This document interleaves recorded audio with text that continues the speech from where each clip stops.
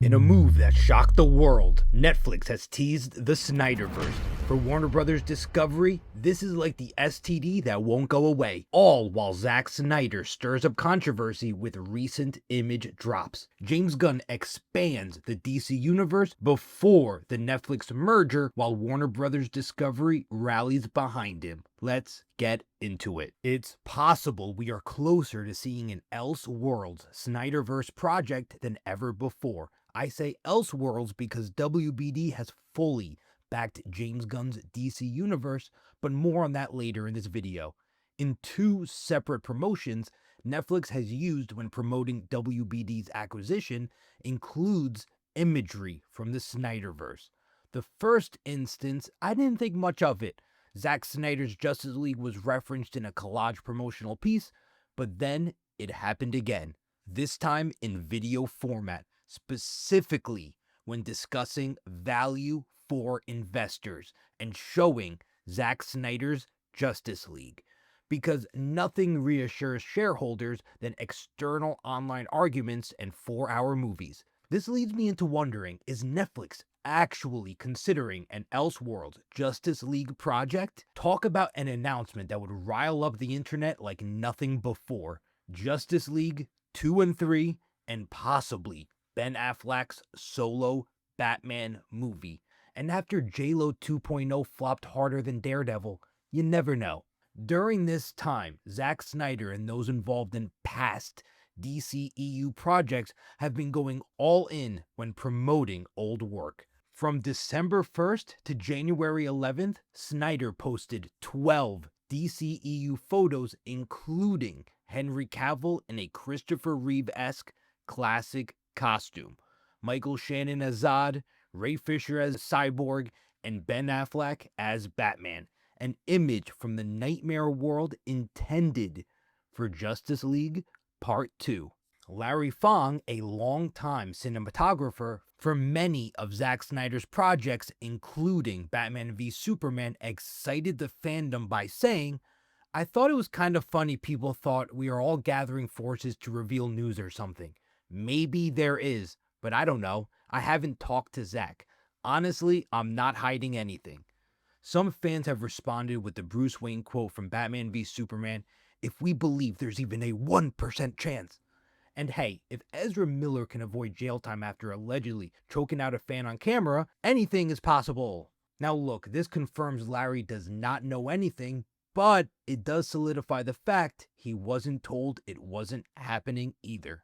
And on top of that, platforms like Screen Rant and Fandom Wire, often respected in the community, have literally stated DC Snyderverse return more likely after DC Universe shakeup. Interesting. Now, I want to be clear, any hopes of a Snyderverse project will not come in the form of the DCU ending and the DCEU returning, filling its place.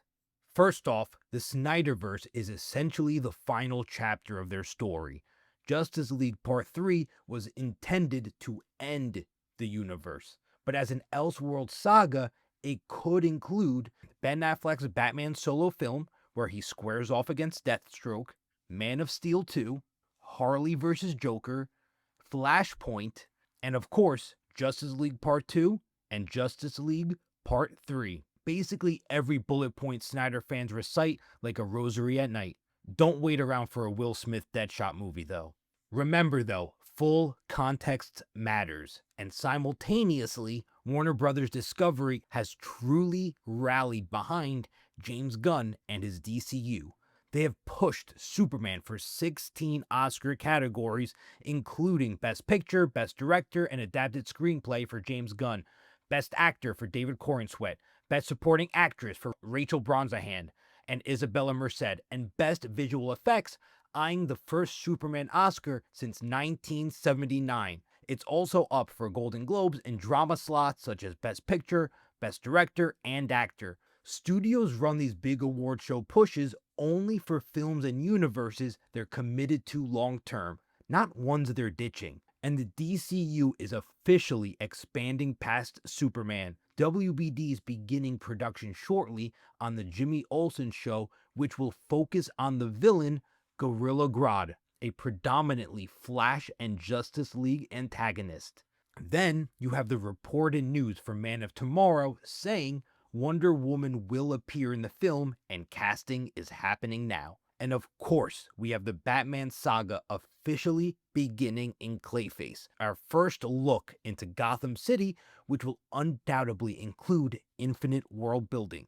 With Clayface's acting background, they could have easily chosen a different location like California for the story to take place in, but instead, they chose Gotham City. For some reason, I am anticipating a Batman cameo.